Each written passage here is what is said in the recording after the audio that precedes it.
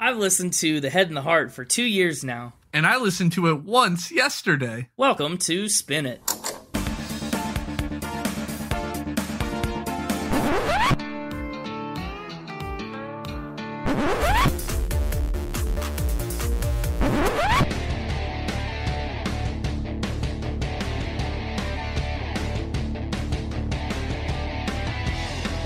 Hello, everybody, and welcome back to Spin It, the podcast for people who would rather be listening to music. I'm James. With me, as always, is Connor, my co-host. Say hello to the people. Hello, everyone. Welcome back. I missed you all. Yeah, I know. It's been a long week without you, but not anymore. I didn't say I missed you. I said I missed them. Yeah, I know. No, I was saying I missed them, too. It's been a long week without the audience. Oh, awkward. Do you know how many people listen to me talk during the week? Like, no one. So it's good to have the audience back, who exclusively listen to me talk. And you. I'm forced to listen to you talk, otherwise I don't get to talk. That's why I'm making this podcast, really. It's not so that anyone else listens, it's so that you're my captive audience for an hour every week. I'm stuck here, yes. Well, this week we're talking about The Head and the Heart's debut self-titled album. A little bit of indie folk. Bath. What's that? Bath. Bath? Yeah, The Head and the Heart. Bath. Yeah, T-H-A-T-H. Yeah, I guess it Bath. abbreviates to Bath. That's how I have them in my notes. They're in my notes as Bath, because I couldn't be bothered to type that out every time. It is a longer band name, I guess. Bath. I can't get over that. Okay, another Ted, Ed, Fred thing, right? Where you bring them up, call them Thath the whole way through. Yeah. At least this one's more accurate. That's true. They're neither Ted nor Ed nor Fred. However, these guys are the Head and the Heart. They're the Thath. Mm-hmm. A little bit about the Thath. You're not going to get me doing it too. I got to quit. The Head and the Heart formed in 2009 up in the Pacific Northwest. You know, the Seattle area. Where Nirvana's from, too, right? Is that area? Yeah, they were from northern Washington, too. Aberdeen is Kurt Cobain's hometown. Yeah. A couple fun connections between The Head and the Heart and Nirvana that you may not expect that we'll talk about in a minute. So the band met at a series of open mic nights in the Seattle area, and they were mostly students or recent college graduates at the time, so they kind of took this name, The Head and the Heart, Bath. because, as one of their founding members said, your head is telling you to be stable and find a good job, but you know in your heart that this music making is what you're supposed to do, even if it's crazy. So that's a little bit of the origin of their name. It's kind of that conflict between your logic and your emotions. I think most everybody can relate to that. Yeah, I think so. At least if you can't relate, you can understand it. Yeah. The Head and the Heart is the biggest band that we've talked about so far. They've got 6 members. Well, they did at the time of recording this album. You mean Thath? I'm not even going to entertain that. You did a really good job of just plowing right through it, but then you still entertained it by saying you're not going to entertain it. I just needed to let you know that I'm not going to respond to that. 6 members. All right. The founding pair was Josiah Johnson and Jonathan Russell, and both of them sing and they play guitar and they do some percussion like the tambourines and the shakers and stuff that you hear throughout. And those were the first 2 members of the band, but in around 2015, Josiah Johnson left for personal reasons and a little bit of like rehab, getting clean. He initially thought that it would just be a break from that album cycle and that he would come back, but so far it looks like that departure's been a more permanent thing. I thought I read that he showed back up for a little bit and tried to help write some, and then I guess the creative mindset of the band had shifted away from what he was interested in doing, and so he just knew it wasn't a good fit anymore. But he initially did try to come back, I thought I read. Yeah, he did, and he actually still shows up sometimes for an occasional performance here or there, or he did for a while anyway. You know, we've had 2 bands in a row that have tried to clean up their act in one way or another, so that's cool. The other members of the band are Charity Rose Thielen, who plays the violin and the guitar, and she sings. There's Chris Zasch, who plays the bass. Kenny Hensley is on the piano, and Tyler Williams plays the drums. And all of those pieces are such an integral part to this band. Like, if you notice that list there, we have a lot of multi-instrumentalists, and a lot of singers, and a lot of percussionists. So as you listen to this album, that all stands out a ton. There's a lot of tight harmonies and the handheld percussion. It's really a signature staple, almost, of the sound that they make. Yeah, they definitely have a interesting, I don't want to call it unique sound, but it's a sound that feels unique. Yeah, it's a sound that's really tailored to their specific talents and instruments. Very indie folk heavy, kind of almost new wave Americana stuff. I think I've read somewhere that somebody compared them to, they called them the folksy Beatles. Ooh, yeah, I do kind of like that comparison. I think in a lot of ways they've really taken the folk genre to new places, at least in the modern time. So The Head and the Heart, they're still kind of a newer band, band. They've been around for, the last decade, but each of their 4 albums so far has charted in the United States. This self-titled debut that we're talking about today reached up to number 109 in the US and number 3 for folk albums. And it actually went to number 15 in Sweden, which is their only chart position there. I just saw that and thought it was kind of an interesting fact. And their next 2 releases made it to 10 and number 5, respectively. Their most recent, 2019's Living Mirage, topped off at number 16. Interesting. Now, at this point in the episode, if you haven't already figured it out, you should go listen to the album now if you want context for everything we're about to talk about. If you don't care about context and you just want to listen to this first and then go listen to the album, you could do that. But whatever, go check out the music. Highly encouraged, and then you'll totally understand everything we're talking about. Welcome back. I just talked about how I missed you all because it'd been a week, and then you went and left me again. Well, no, but they left for good reason. Yeah, okay. I'll allow it, but I'm fragile. Don't leave again. Okay, noted. Yeah, you have to stay now because Connor's poor heart can't take it if you leave again. So this album came out in 2011. It's obviously self-titled, their debut, and we already talked about their whole style is very indie folk, modern Americana, so it's got a lot of the hallmarks of that, with this real pastoral lyricism and this largely acoustic style. It really stands out so far among the records that we've talked about for that. You know, it's a lot more laid back and almost, just natural sounding, I guess.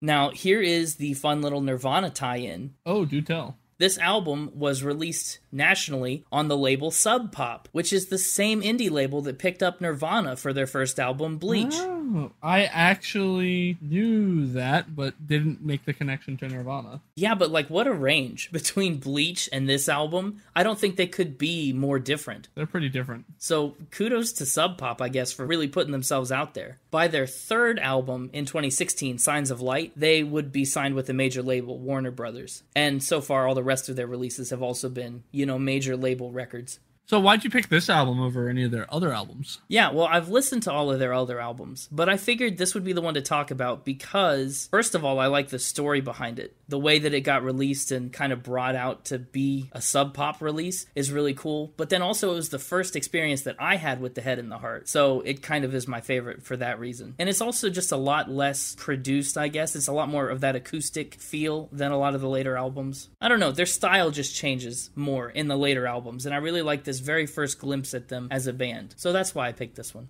And I think that brings us into everyone's favorite trivia game show, Fact or Spin. So Connor, if you could not leave... Hey, it's me, I'm back. Wow, you beat me to it. Yeah, welcome back to the Mixtaper, the host of Fact or Spin, as you all know by now, I'm sure. Connor just wants to let you know that he's still here, he's not abandoned, nobody leave. Nobody leave, Connor's still here. Just because he's not talking doesn't mean you're allowed to leave. Connor will know. Very fragile right now. Yes. I've had to console him all the weekend. I didn't realize that you were such a supportive roommate, too. That's really nice. I know you root against me, but it's nice that you can root for Connor. No. I console him because I'm evil. Work that one out. Okay, right. I was going to ask questions, but I don't think any of the questions that I could ask would get answers. So, well, Mr. Mixtaper, I'm ready for another round of Fact or Spin this week. I feel like my A game has been brought, and I'm ready to see what you can throw at me. Yeah, well, your A game is equivalent to the Mixtaper's, my at least, J game. But, I just wanted to point out my J game was significantly higher than your A game. J, A, they kind of rhyme. First 2 letters of your name. That's true. They are. There's got to be something there. I don't know. Listen, whatever game you're playing, get on with it. Let's play the game, Mixtaper. Let's play the game of my first fact. Why am I still doing the voice? I've done it again. My first fact this week is that the song Rivers and Roads is used at the end of season 7, episode 16 of How I Met Your Mother. Oh, well, Mr. Mixtaper, you'll be happy to know that our A and J games are apparently on the same level for this fact because I already know this one. What? Impossible. Impossible. Yeah, that's right. There's no way that the Mixtaper would pick a fact that you already knew. Well, you must be mistaken. No, I'm a big fan of How I Met Your Mother. You must be thinking of a different indie folk band who has a song in season 7, episode 16 of How How I Met Your Mother. It's going to be the same one. Well, do you know which episode, season 7 of episode 16 of How I Met Your Mother is? Oh, you're really putting me on the spot. I already claimed to be a fan. No, I don't. Not off the top of my head know which episode season 7, episode 16 is. Which one is it? Fake fan. It's the Drunk Train episode. Do you know which episode the Drunk Train episode is? Naturally. Yeah, the Drunk Train, where he has to ride all the way back from New Jersey on the 2 a.m. train after all the bars close. It's the one where Barney can't stop talking about Quinn. Yeah. And then that's also the episode where Robin rejects the proposal from,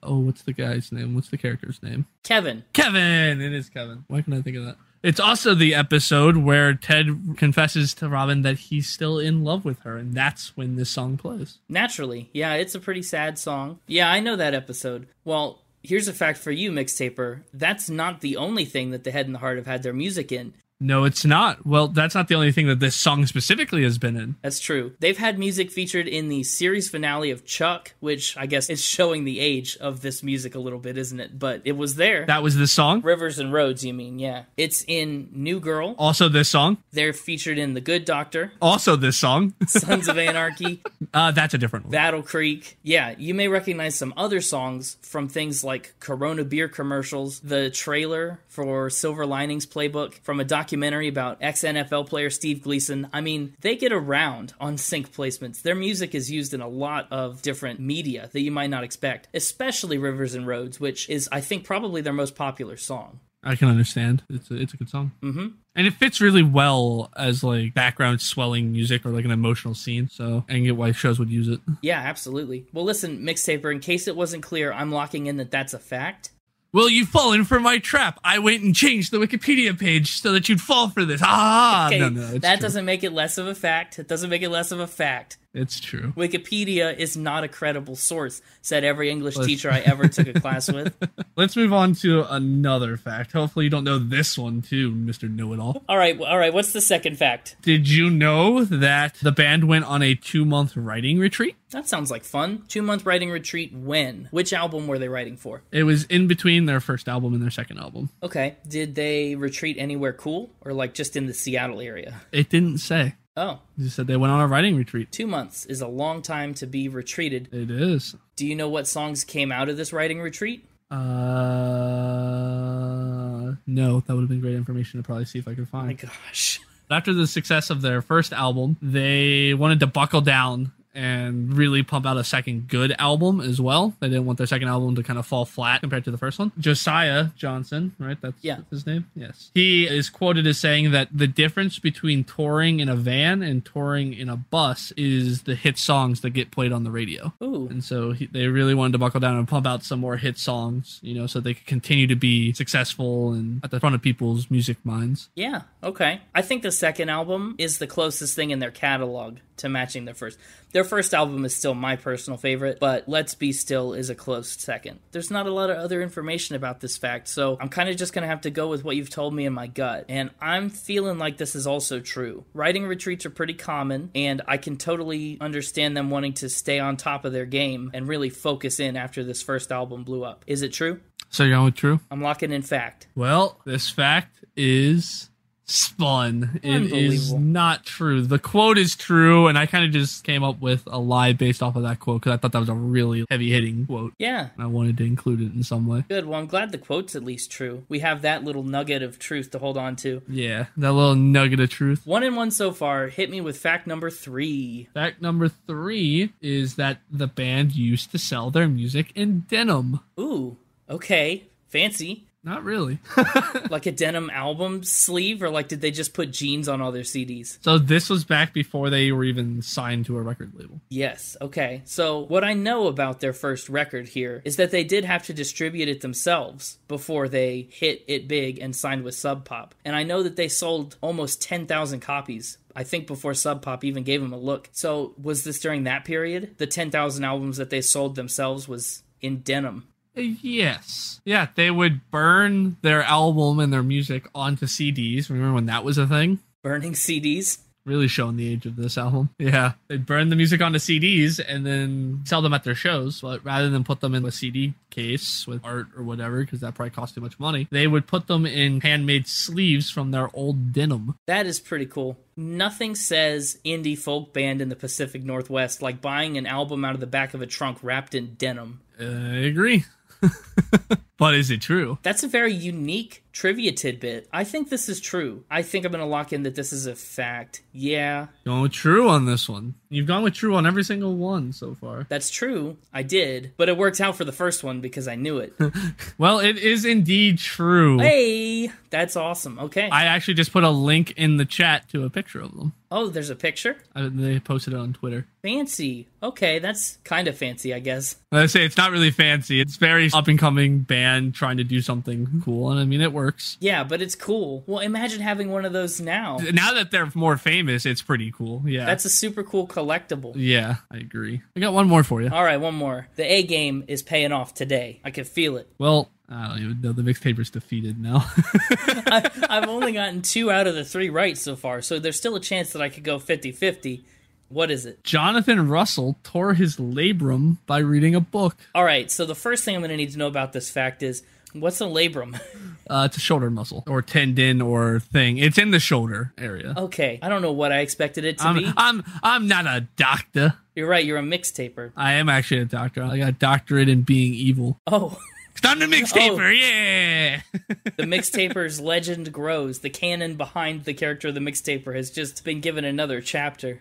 Yeah, you don't just become a super-villain overnight. It takes a lot of hard work. You know, I got student loans to pay off. Why do you think I'm doing this podcast? Yeah, I guess I never considered that. So, that's a good point. Maybe I misjudged you. Maybe I was too quick on the draw to call you a villain, even though you're rooting against me constantly. No, I'm a villain. I'm evil. I'm a villain. Evil. Right. Yeah. Anyway, back to the question at hand. Super villain. How did he tear his muscle? Was he reading in a weird position? Yeah, just reading a book, laying on the couch. I mean, I don't know what he was laying on, but, you know, reading. I assume he was reading a book as one normally reads a book. He wasn't, like, doing handstands or something. No, I would really understand if you tore your shoulder while you were doing a handstand while you were in a good book. Did he fully recover? Like, is, he all better? When did this happen? Yeah, usually when you tear a labrum, you have to undergo surgery to get it fixed, and then there's physical therapy. But yeah, you usually fully recover. What book was he reading? He was reading the book Black Book by James Patterson. Okay. And also, as a caveat to the fact, his doctor said he probably actually tore it during one of his workouts, but that the specific way he moved while reading the book is what, like, kind of was the straw that broke the camel's back. Oh. And fully, like, ripped it. Okay, yeah, that makes way more sense than him just tearing it reading. He actually said that, I wish it had fully torn during the workout because how demasculating? I think it was supposed to say emasculating, but I have in my notes demasculating, which doesn't really make sense. Well, I think I typed that wrong. How emasculating is it to have torn a muscle while just turning the page of a book? I'm going to say this fact is true. You're going to go with true? I've heard of that kind of thing happening a lot before, where people will strain their muscles one time a long time ago, and then it'll pop up when they were least expecting it. So I'm going to say that this one's true. I guess I'm locking in 4 trues this week, which is bizarre, isn't it? I mean, one of them that you locked in as true was wrong, so it's not that bizarre. That's a good point. You're just going for, like, the probability way of playing the game, right? Where you just guess the same answer every time to decrease the amount of randomization and the potential outcomes? Well, no, because then there was the week that you gave me all truths, and then you gave me 3 spins and a truth. I can't just play it like that, because the answers are always variable, too. It's true. But I'm locking in true again. Locking in true again! Well, again, this fact is spun. No! Yes. Why? Well, not why. It's obviously because you made it up. This happened to a friend of mine, a colleague in the Supervillain Society, the Alumni Association. Right, another doctor of villainy. Well, he only got his master's, but yes. Oh, a master villain. That sounds way better than a doctor of villainy. What? No, the doctors get to do all the cool science stuff in the superhero movies. Fair enough. With that, 50% again. Your A game only got you 50-50 at the end of the day. Darn it. I wanted to do better than 50-50 this week. That's really rough. And that's really bad for you, considering you went into this already knowing one of the facts. Yeah, I'm not super thrilled with that. I started on such a high note, and I thought it's going to be a great day, and then it was like an average day. It wasn't bad, but I've done better. I was a little defeated after that first one went so sideways, but I'm happy now that I still got you twice. You still did. You still pulled out a decent day. And with that, I guess I'll hand the mic back over to Connor. Let him come back. Sounds good. I'm glad we could help you pay off your student loans for one more week. We'll see you next week, Mixtaper. Yeah! Okay, well, that sound means the Mixtaper's left. Everybody give a warm welcome back to Connor. Hey, I'm back. Hello. Everyone, I wanted to say I missed you all, but I was here the whole time, of course. Yes, naturally. Should we talk about the album art? Yeah, I've been really excited to talk about the album art. We teased it at the end of the last episode. This is maybe one of my favorite album covers of all time. It is so just, I don't know, uncanny is a good word to describe it, I think. It's weird. It's a little weird, but I think I can explain some of the weirdness. At the end of the last episode, you told me that there was an animal. I looked at the album art for a solid 2 minutes before I could even determine it was a sheep. Yeah, well, it's if you haven't seen the cover or if you've forgotten somehow what it looks like. It's a man in a sheep mask, smoking a cigarette, and he's standing with a woman in a trench coat, and they're in front of this dead tree. It's very kind of washed out with the light. But the woman's either really high up on a stool or really tall compared to the sheep man. Or the man is crouched. Yeah, she kind of towers over him a little bit. That's the album cover. Well, first off, I would like you to start referring to him as Business Lamb. Business Lamb? Because he's got a collared shirt and a tie? Yeah. Well, what business is he a part of? The world may never know. He's smoking. Seems like he's kind of on a break right now. A smoke break? I did wonder if maybe he was a member of the Outsiders. He's got the leather jacket. He's got the cigarette. Oh, yeah. Stay golden, Business Lamb. Lammy boy. Lammy boy? Yeah, that's the Outsiders I remember.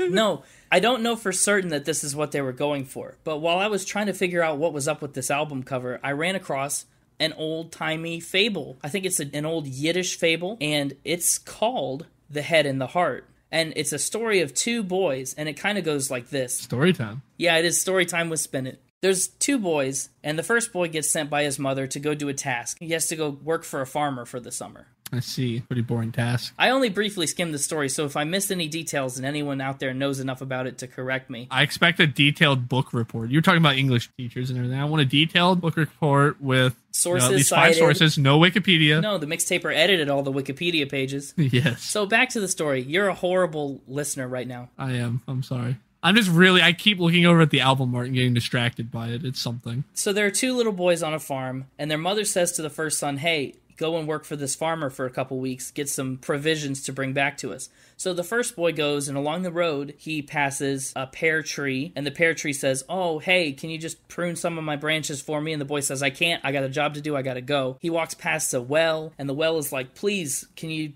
fill me up with some water? I'm just a well. I don't know. I need some assistance.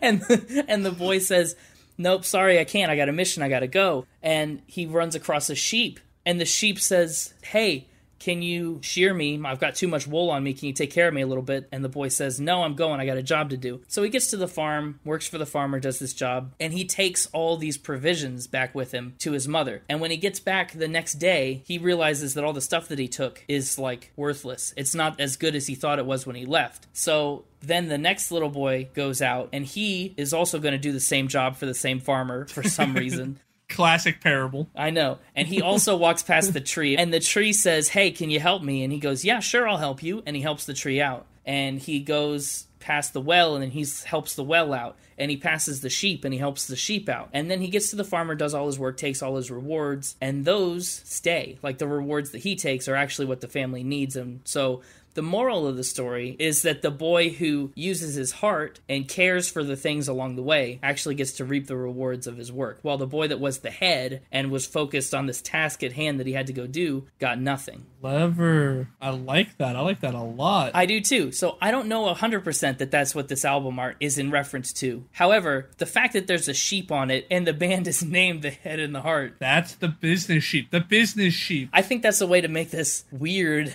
album cover make a little more sense. It's still weird. It is weird. It's cool.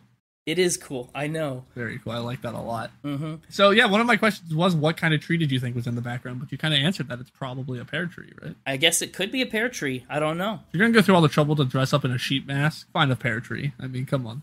That sentence makes no sense in any other context. That's a sentence that only makes sense right here, right now. And even that's a little shaky. Yep. I also wondered if that was a silly band on her wrist. That little yellow thing. Silly bands. Seemed time appropriate. I guess, yeah, if this album is as old as it is. 2011, I mean. It looks not like a silly band. It looks like the shirt that she's wearing underneath the trench coat. I mean, that's probably what it was, but like from a zoomed out picture that I'm looking at, it just was like a little yellow line on her wrist, and I immediately thought silly band. Do I need to take you to an optometrist? I was trying to think of a dumb joke to make about optometrist. Like, come on with one. That's right. There are no dumb jokes about optometrists because eye care is important. The head and the heart and the eyes. I care about this album. Oh, but hey, that's not bad. I did have one other comment about this. I almost missed the title in the upper left. I was so focused on the rest of it. I was like looking at it. I was like, what a weird album. And I was like, oh, wait, the title of the album and the band is in the upper left. Yeah, and it depends on which version of the cover you're looking at that's there. So if you're looking at the cover and being like, wait, I also can't see that, you're not crazy. It's probably just a different one. You just aren't special enough to be able to see the hidden. You're thinking with your head, not your heart. You're being like business lamb. Look at this album cover with your heart and you'll see the real cover. Hey, James. What? Is it raining outside? Is this one of the times where you want me to say yes or you want me to say no? It doesn't really matter. Listen, if you guys ever wonder whether this podcast is scripted, it's not. No, it's not raining outside. Really? Because here it's raining cats and dogs. Oh, wow. Track 1. That sounds like a great segue to transition into talking about the album. Does it? Who knew? What a coincidence that you decided to bring that up. Yeah, Cats and Dogs is track number 1. It's a bit of a breakup song of sorts about how people try to overcome their loneliness. You know, it's a song about making changes to cope with difficult circumstances. Indeed. What did you think of Cats and Dogs? I thought it was a good song. Yeah, I think it's a great gateway into the album. I really wanted it to be about actual cats and dogs, but... Well, I mean, it does have actual cat and dog sounds in it, briefly. Which I thought was interesting. I did too. The song starts with a lot of that percussion that we talked about, you know, the clicks and the snaps, and it comes in with an acoustic guitar. Okay, I do want to talk about that, not to cut you off, as I just did.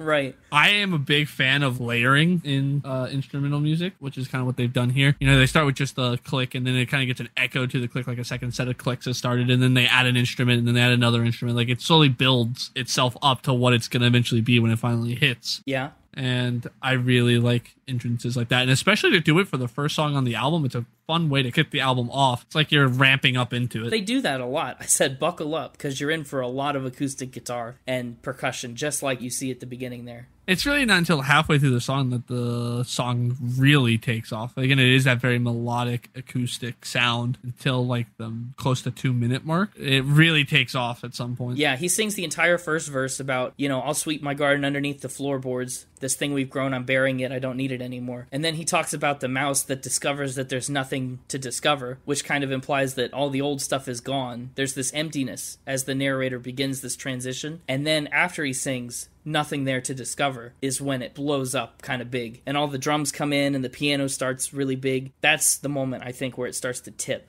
I love how the second verse starts to open things up, and this song does a great job at keeping the hook going in the background. It just so subtly that you can still hear it, but it's not in your face. And it's a great way to tie the whole song with a nice bow. And then he sings, "Don't know where they are, don't know where they are." And that drops all the drums and the guitar just for the vocals. And it's a really cool first moment, kinda, to highlight their really tight vocal harmonies. Right on track 1. Yeah. They had really good harmonies. Yeah, they did. And they still do. I mean, all the way through all 4 albums, that's really a staple. I really like the sentiment, too, behind the line, "My roots have grown, but I don't know where they are." Like, I've made all this progress, but now I have to reorient everything in the new context of being on my own. And it's more of that pastoral, farmy type feel, you know, nature, with sweeping your gardens under the floorboards, the raindrops in your eyes, growing roots, roosters and stuff. Very bucolic, I guess. And yeah, I don't really love the animal sounds on this track, but I guess they fit. I mean, I liked them just because they were unique. They don't, I think, add or subtract anything from the song itself. I just was like, oh, interesting animal sounds. Neutral? Okay. I think that's a good, yeah, I think I'm neutral on them too. I'm with you on that. Neutral with an edge towards like, just because they were unique. I love the tempo change they do at the end on Take Away the Lonely Days, where it almost shifts to this, I guess, 6/8 time signature. Everything kind of slows way down at the end of that. And it just kind of catches you off guard. But it's really unique to change time signatures like that in the middle of the song. And then they do a sneaky little transition into Coeur D'Alene. Is this the song that ended and transitioned to the next song really abruptly? Yes. I figured. It's just like, I'm like doing it, and then all of a sudden it's just like, well, bam, next song. I was like, whoa. I don't know. I thought the transition was pretty smooth. Really? One of these songs, at least on my listen, it hit the end of the song. And like usually if there's a fade out and like a couple seconds of not really much playing as it transitions into the next song, it was like it started to do that and then just immediately hit the intro to song 2. And I was like, what just happened? Maybe it skipped or something? I don't know what happened. Wait, I think I know what happened to you. What happened to me? I encountered a problematic thing when I was listening before. Okay. There's a version on Spotify where the second song is 1 minute and 51 seconds long. Yeah. That's wrong. Oh, no. The actual track 2 is 4 minutes and 21 seconds. So that's... Oh, no. I thought we finally had a week where nothing weird happened. That's almost exactly what happened. I'm pretty certain that's how it went down. It got me too a couple times. I was thinking, like, I checked the list when you finally got the rundown ready to go. I was like, oh, good. All the songs were there that were supposed to be. It was great. I was like, I finally listened to the right thing. And then I still didn't. Uh-huh. So what you're telling me is, even on this 10-track album, that you've listened to the wrong thing so many weeks. The problem is, this is the first time I've missed something. I've always just done extra credit when I messed it up. That's true. This is the first time I've missed something, and I don't like it. There was a lot of good stuff in the last 3 minutes of Coeur D'Alene. Because I was going to ask you, I was so confused when I was looking at the Spotify plays, and this song only had 1,806 plays. I was like, that doesn't seem right. Nope. So I was going to bring that up. Like, do people just really hate this song? Everyone skips it. Because I was going to be really confused because I love this song. I think it's a fun song. And I was like, why would everybody skip this? This is my favorite song on the album, I think. Really? It's up there. Ooh, I don't know about that. Anyway, it's sad that you didn't get to listen to the whole thing. So, I'm willing to give you a pass on the first 1 minute and 51 seconds of the song now, if you wanted to listen to the entire song before we talk about it. That seems like work. Well, yes, I guess. Yeah, here, let me go listen to it. Yeah, that's a good idea. Boom.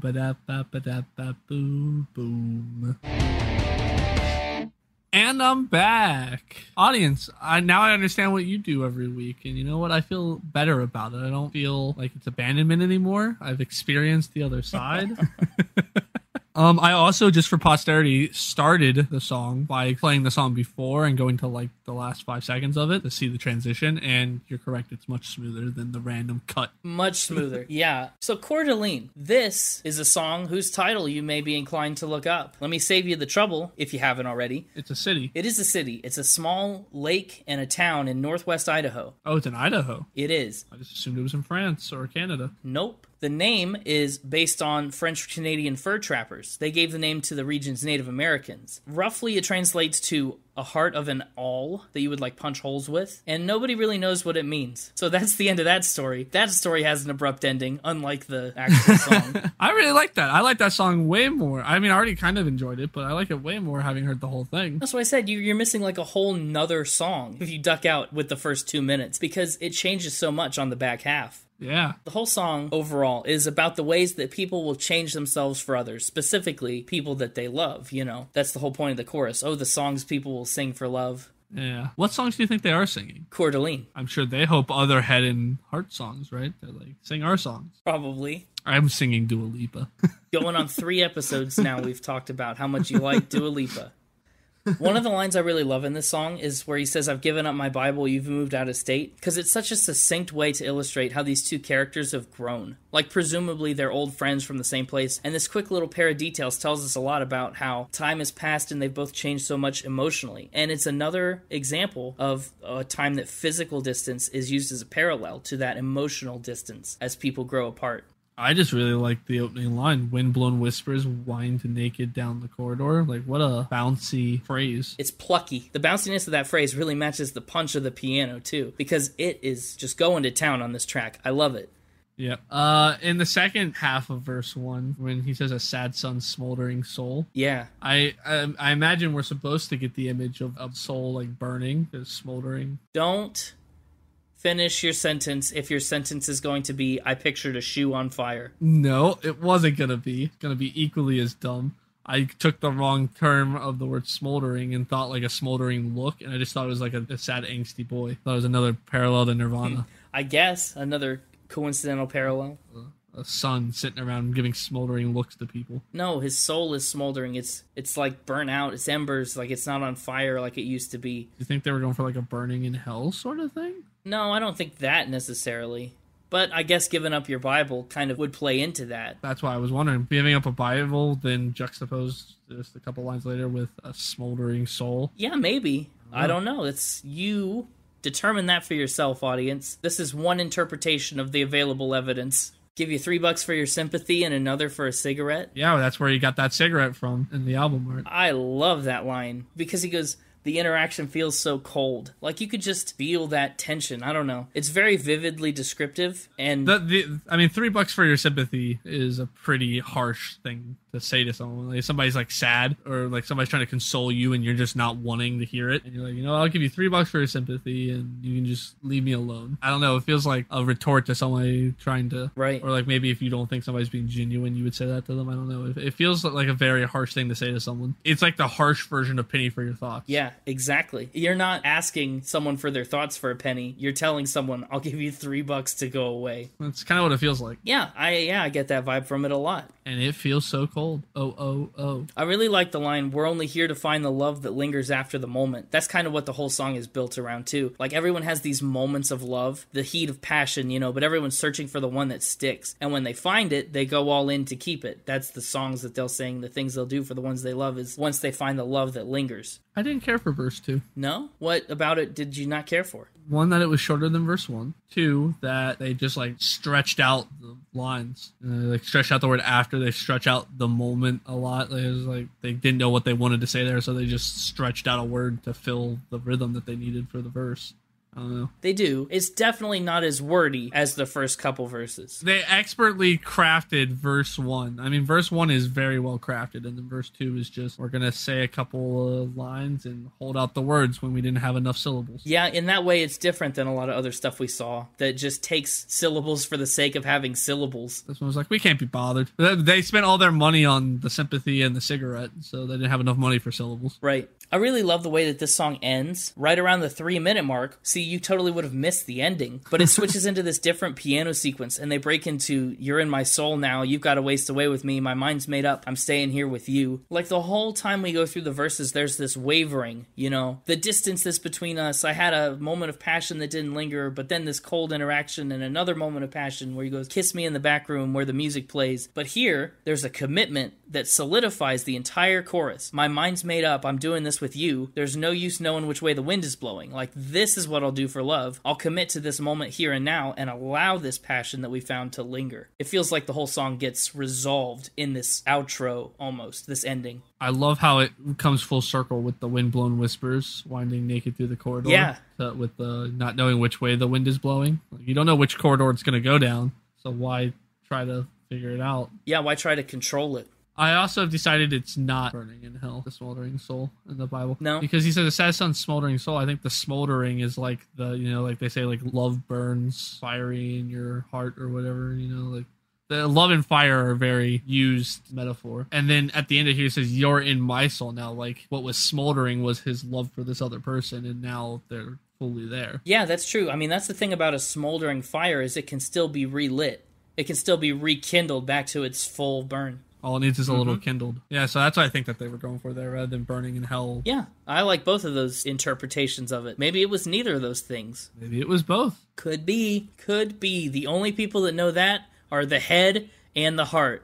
Everybody tweet the Head and Heart Band. Everybody message the Head and Heart Band on Twitter. Just at them over and over until we get answers. You're going to get us shut down. Oh, no. And how would the mixtaper pay his student loans? But that said, if you are a fan of any of these bands, yeah, definitely go follow them and check them out. Tell them to listen to the episode. You tell us what to listen to. You give us album recommendations. But everyone that we talk about on the podcast, you go give them podcast recommendations. And it's ours. We're the recommendation. Clever marketing strategy. Track number 3 is called Ghosts. And I'm sure, like you already mentioned, much smoother transition into it, coming down from the full version of Coeur D'Alene. Yes. The time signature on this song is wild. Did you hear the way that it just kind of ebbs and flows? Yeah, it has almost like a swing vibe to it. Yeah, and a lot of that is that piano. Like I described that piano as it comes in, it does a bunch of minor chords, right? And I kind of think of that as like rolling. It just feels like it's tumbling down a hill a little bit, you know what I mean? Yeah, when the song started, I was like, this just sounds like me if I was hitting random piano keys. I can't play the piano. I was like, this sounds like what I would do if I was trying to play the piano. And then like it kept going and it got better. Yeah, it's a little more structured than that at its core. Yeah, it got more structured after about 10 seconds when the song started to ramp up. It feels haphazard. Especially when if you're coming off of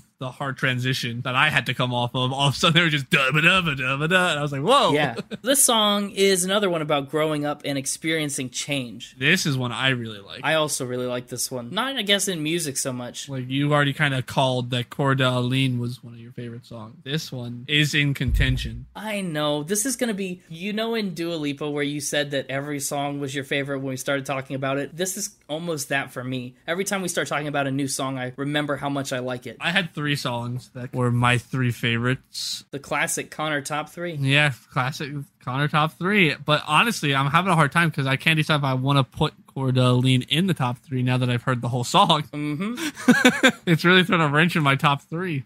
Well, the first verse talks about boys planning on leaving their hometown, and as they enter into these new lives, the old version of them, the one that the narrator knows, metaphorically, quote-unquote, dies, and that's where the ghost comes from. Kind of. That's the overarching metaphor of the song. It's like the ghost of your past self. Yeah, because he talks about Andy built his coffin down in Carolina, and then Mary moves to Chicago, and each of them changes fundamentally along the way. So the person that he knows, the version of them that he knows, is their ghost, because they don't exist anymore. Also, again, death and Bible and moving away imagery. Yeah, I think that makes it feel like this whole record is very personal to them. You know, this feels very meaningful and like written from their own experience. Yeah. Collectively, maybe, as a group of musicians. But also, it's just a very human thing to experience. People moving away and changing, especially at a point in your life where you would be, you know, going to school in the Pacific Northwest for the first time, starting a band, like really wrestling with the concept of the head or the heart. Do I follow the emotions? Do I do the logical thing? Like, I think it's all very consistent throughout this album. It changes from the minor chords in the beginning rolling around like we talked about to this borderline vaudevillian show tunesy style, and there's major chords all throughout that, so it's totally a shift. And that's the part where they go, one day we'll all be ghosts tripping around in someone else's home. You know, we'll all grow and change and be in new places that our current selves could never imagine. It's just this really clever implication that all of us right now are just ghosts for our future selves.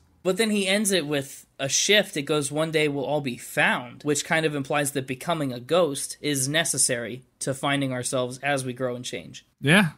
Down in the Valley is track number 4. It's a nice track about wanting to have a simple life, or like return to a simpler time, and the music really reflects that with its super acoustic style. Yes, I like slow songs like this. And it has a very somber tone to it. Yeah, it does. I guess it romanticizes the good old days, I guess, without doing it in a way that's lighthearted. It does feel very serious. The subtlety of the violin when it comes in after the first verse is top-notch. It like just sneaks in there. Very carefully done. Oh, the violin is so pretty when it comes in. Right? Hats off to Charity on that one, because it's swell. I love the falsetto on the oh-woahs as well, too. Oh, I was just about to talk about that. Yeah, there's another crazy time change right before it, and his falsetto is stellar. And this is the first time he really uses it, although it comes up again later in the record, on plenty of other oh-oh sections. This is not the only one. Yeah, he really likes the oh-oh. He's an oh-oh-er. That's a noun, I guess. I don't know. I really love how this one kind of, like you talked about, like it dies down, the layers slowly get stripped away, and then it builds all the way back up into I'm on my way, towards the bridge, you know what I mean? It gets really big again. This song has a very nice ebb and flow to it, a rise and fall, which is nice because it starts so acoustically, like he's just in the present daydreaming about the past, and then when it hits big, it almost feels like we're transported back to the past. And he goes, I'm on my way. It's still big, like I'm working towards that simple life. I feel like it's just cool how the music parallels that.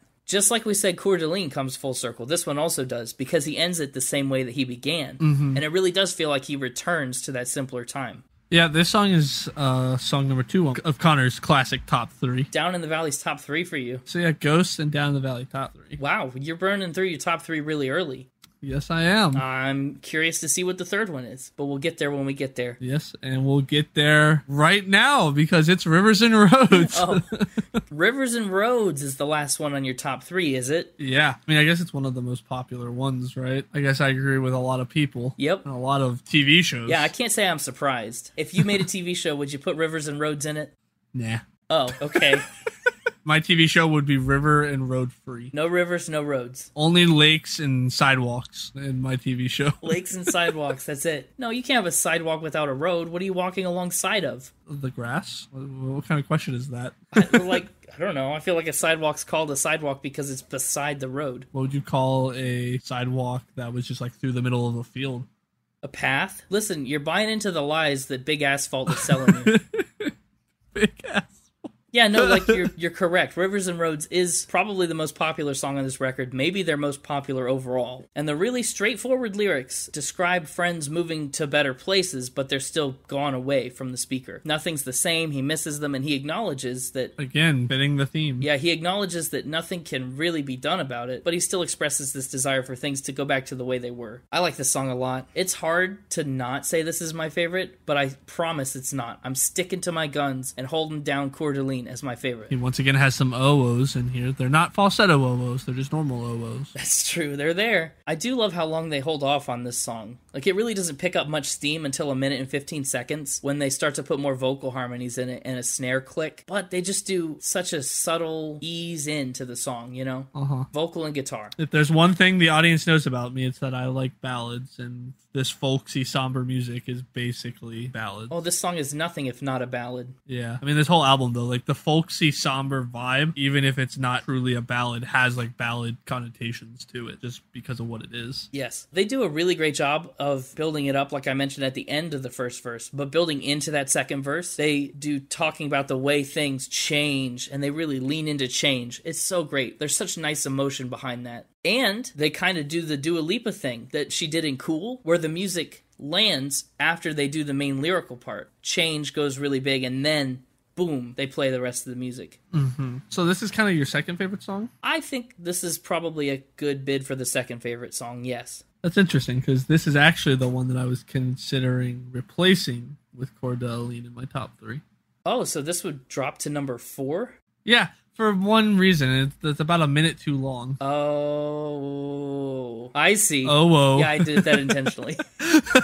Yeah, they repeat Rivers and Roads like a million times. Rivers till I reach you. Yeah, but it's so good. It's emotional. It is. It's really good for the first 45 seconds they do it. The extra whole minute they do it.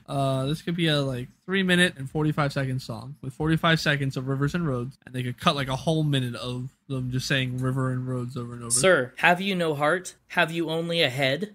Yes, I am being business lamb right now. Thinking only with my head. But it's so good. It is I love good. The end of it. Know. And it needs to indulge a little bit at the end. I know. And I do like it. You know, there are times when I like when they repeat things. And I was with it. I was indulging. I was like, yeah, sing Rivers and Roads at me for 45 seconds straight.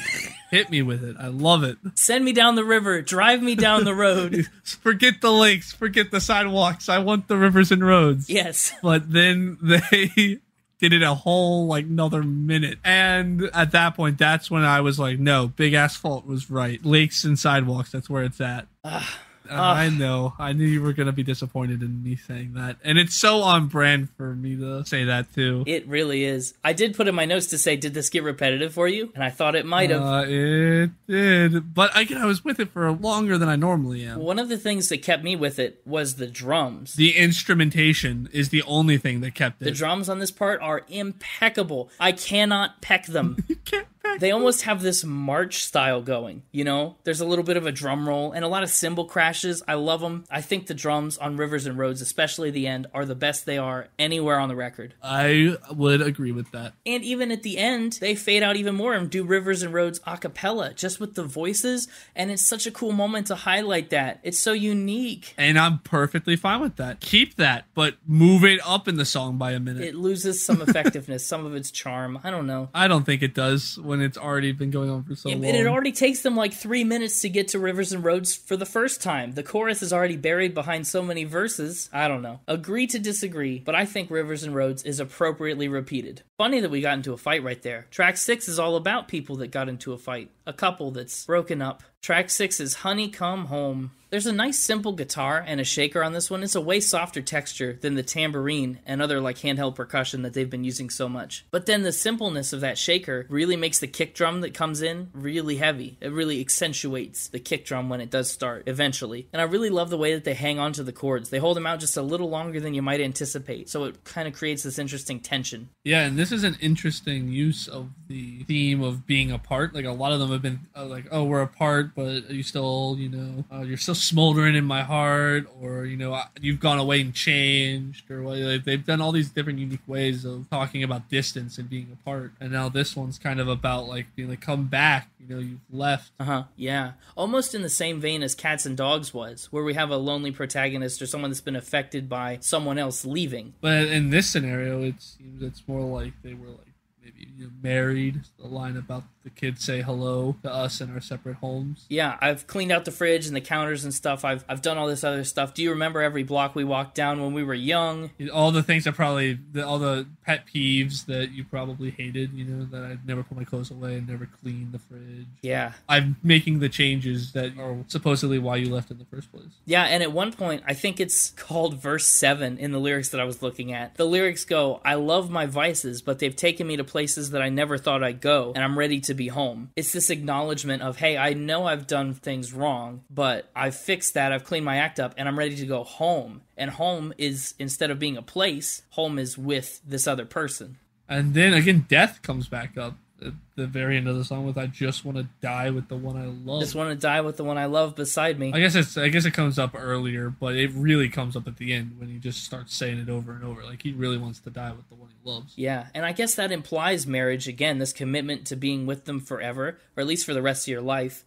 Yeah, they're very good about finding ways to keep using the same themes in each song, but yet keeping it fresh. Yeah, absolutely. Everything is centered around these themes of change and moving on and growing up. And they really haven't deviated from it, There's a lot of albums that we've done have had recurring themes, but like not every song would have it. Right.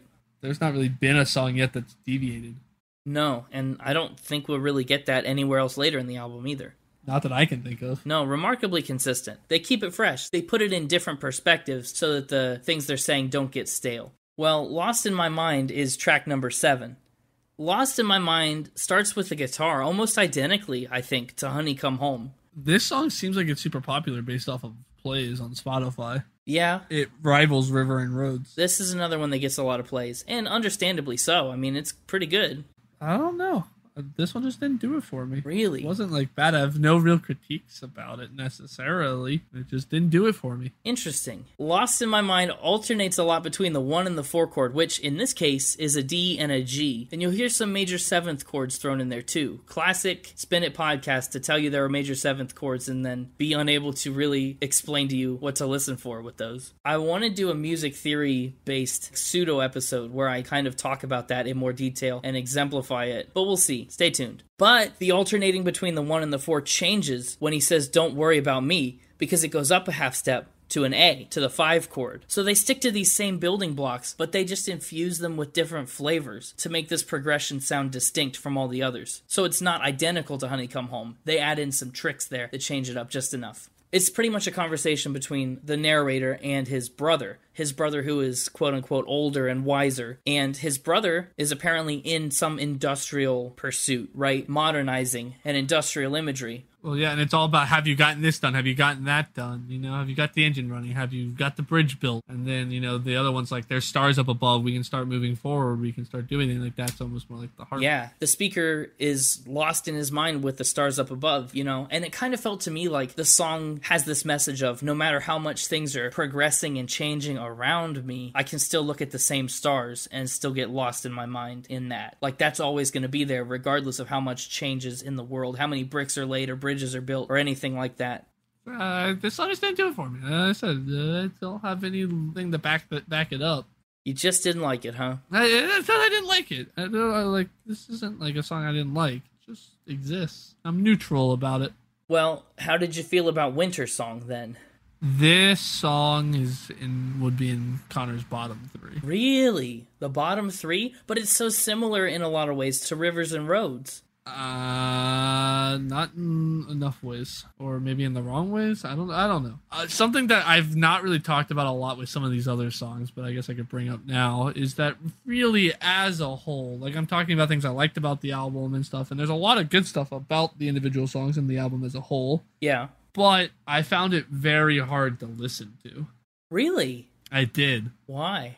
Something about how folksy and melodic it was the entire way through. There was no, like, break to that. Made it really hard to maintain focus. Like, I'd be writing notes about a song and zone out mid-writing notes as I was listening to it. It was struggling to keep my focus because it was so just melodically folksy vanilla the whole time, you know? That's crazy. I know. Yeah, because I've always thought of this album as one that flies by. Like, I put it on to start listening to it the other day, and it was just done before I knew it. I know, it absolutely flies by because you zone out and forget it's playing, and next thing you know, an entire album's gone by. That's part of what I'm saying, is that I would be listening to it, taking notes, and next thing you know, I'd be on the next song, and I was only halfway through the previous song when I zoned out. It flies by, like, under the radar. At least that's what it did for me. Interesting. I don't know. I guess this one's always kind of captivated me. But everybody listens to music differently. So, I mean, yeah, I guess if we have the same experience of it flying by, the difference is in our interpretation of that experience. I mean, I'm agreeing with a lot of what you're saying in terms of, like, what's good about the album and about, like, I like this, I like that. You know, we're agreeing on a lot of stuff, but I think our experiences while listening were vastly different. That seems to be the case. I like Winter Song, but I don't know if there's a ton to say about it. You know, it's another slower song, and it's really Charity's first chance to shine with the lead vocal on the second verse. She takes it and she runs with it. Yeah. And this whole song felt like a vocal showcase. Since it's stripped down so much, it's just a finger-picked guitar. Most of the way through, it's just the arpeggio on the guitar. I really like the closeness of this song. Like, the whole album just feels very cozy and, you know, like you're around a campfire with the band and they're just singing this song. And I'd agree with that. It does have that cozy, and I think that has to do with the folksy nature of it, right? It feels like something you would snuggle up around a campfire and listen to, right? Yeah. But maybe that's part of why it's hard to maybe maintain focus on it for me, because it's that the entire way. Like I said, it's vanilla the whole way through. It is what it is, and it doesn't change ever. And so you get lulled into this, like, almost dream state. You're lost in your mind. Like, sure, yeah, you're lost in your mind. You're lost in your own mind. To sit down and be like, I want to listen to music right now. I want to, like, listen to an album. I don't know if this would be the album for me. That all makes sense. I understand that. And I've got albums like that too that are my background music records, you know. Ooh, one last thing about Winter Song though. I know I mentioned that it's kind of like a vocal showcase, but also what a great stage for the guitar to shine, because they close the end of this song with a 40-second, I guess you'd call it a guitar solo. They played the arpeggiated guitar all the way out to the end to a really nice, satisfying resolution. But it's just a cool way to show off their musical skill on a guitar, I think. We got some woos and ohs coming up on Sounds Like Hallelujah. Yeah, he's back at it again. Surely you did not fall into a trance during the woos on Sounds Like Hallelujah. So, I was just about to say that after I just went on that giant exposition about how this album was vanilla the whole time, this was the song that probably was the least vanilla. Yeah. It had several sections that would kind of wake you up if you started to fall into a daydream state. Yeah, I gotta say, about Sounds Like Hallelujah specifically, it almost feels like something Billy Joel would do, where there's all kinds of different sections that are put together. You know, it's not a normal bit where two of these sections are the same and they get repeated over and over again. There are separate, distinct pieces to this song that get assembled. I feel a little bad too, because I feel like this song was tainted for me from the get-go. Why? I would classify Hallelujah as probably my top 20 ballad songs of all time. Oh, the one from Shrek. Sure. Yes, the one from Shrek. And so the fact that the word Hallelujah is in this, and this is a very melodic album to begin with, I couldn't help but like compare it to that the whole time. And I know that's not fair to it. It's not. Nor does it even really make sense to do. If you do misinterpret the song title, I guess it does claim to sound like Hallelujah, and it certainly does not. So I guess I can't really fault you. False advertising. Oh, we're gonna sue the head and the heart. No, we're not. You're thinking with your heart. Think with your head.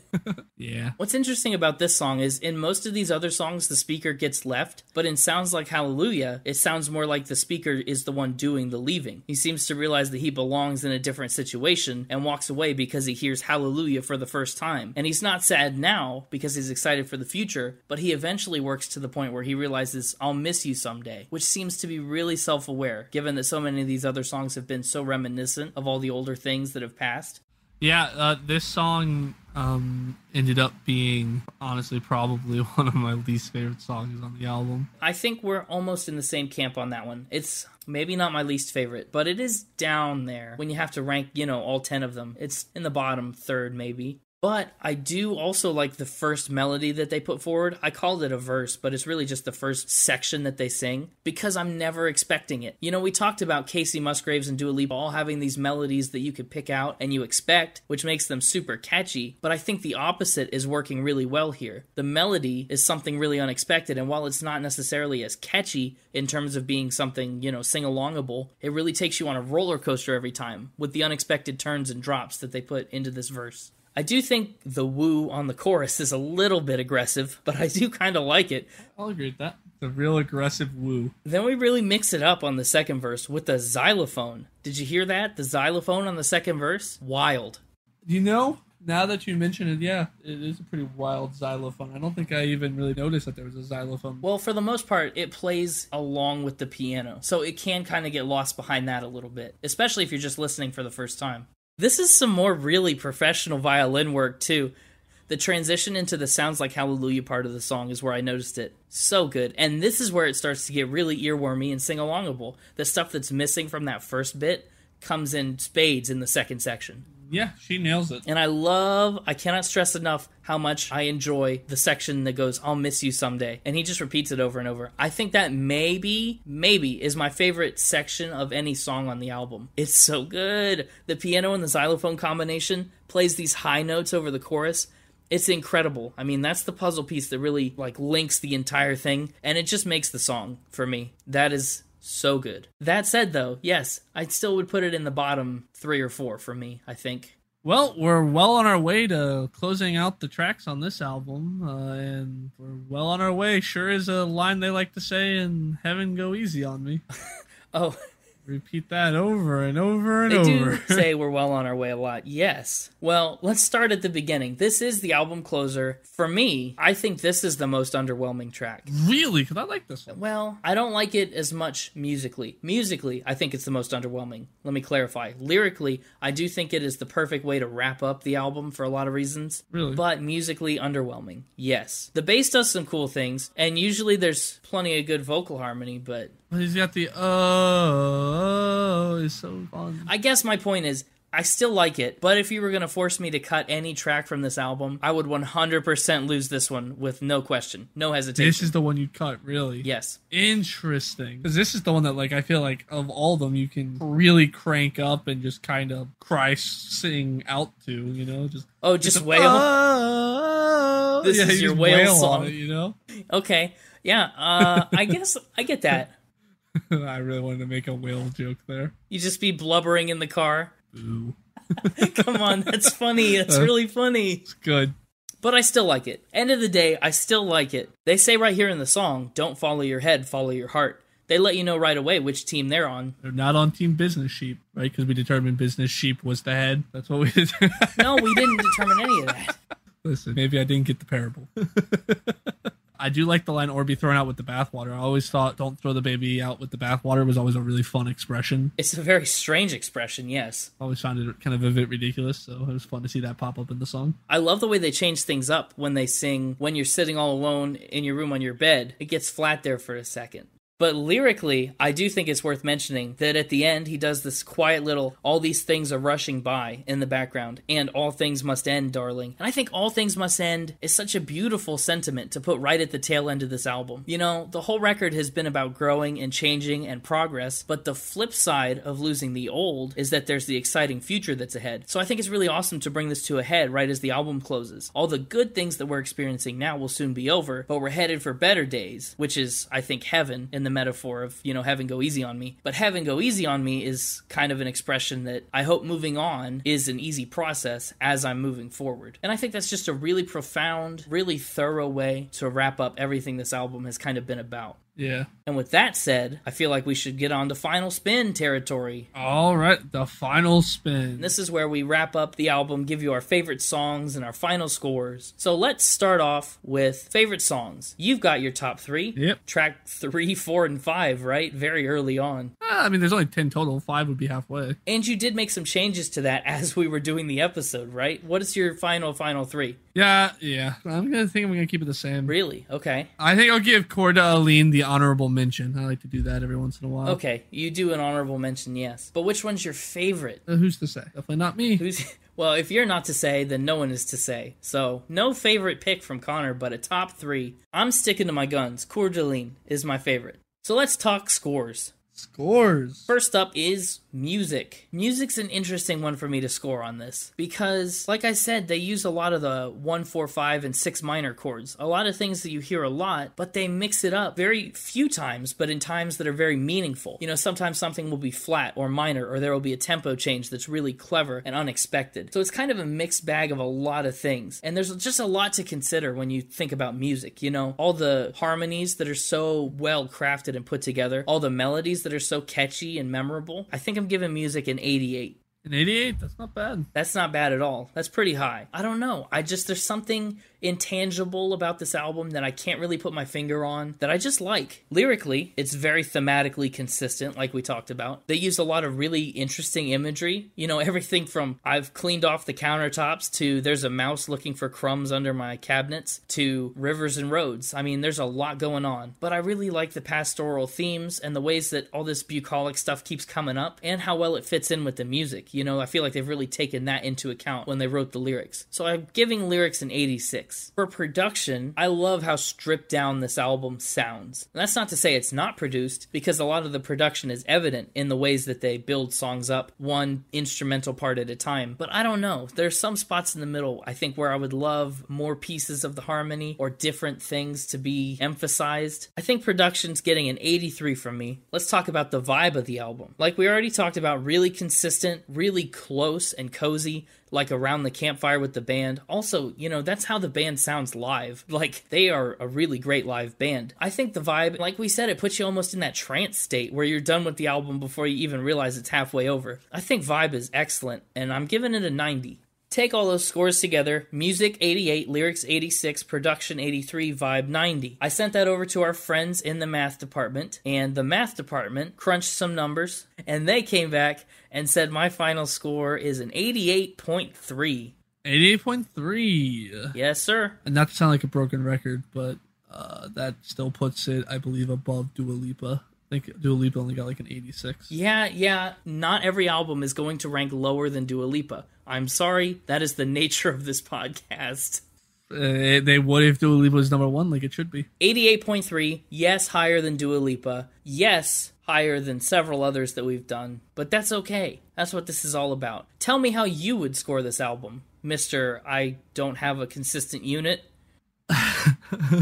Well, keep in mind, audience, that my score is based off of 1 listen. I'm gonna give it 6 oh-woahs out of 10. But way more than 6 oh-woahs on this one, bud. You're talking more like 60. Yeah. And really, you know, I can't do it justice, but really it'd be 6 oh-woahs out of 10, right? You gotta go falsetto on it. Yeah, you gotta try. let's wrap. All right, so that's an 88.3 from me and a 6 from you. A little different, but not too bad. Sounds like you're kind of on the verge of a 7, teetering. Maybe, I don't know. But that's the head and the heart. That's our first little taste of indie folk music for you this podcast. So hope you liked it. Hope you enjoyed it. If you like this podcast, share us with a friend. Tell someone to check out some new music and a new podcast that goes hand in hand with that new music. Yeah, maybe you're listening to this on our new website. That's correct. We did just launch a brand new website. If you wanted to check it out, you could type into your browser or whatever internet access you use, www.spinitpod.com, and that'll pull up a fancy new website with everything that you would find on all of our other links conveniently compiled in one location, and lots of other stuff too. It's a one-stop shop for everything Spin It. One-stop shop for Spin It. If you're really looking to keep spinning, that's the easiest way to do it. Spinitpod.com. Keep spinning. Have a great week. We'll see you next time. Keep spinning, everybody. Just keep spinning. What do? We spin.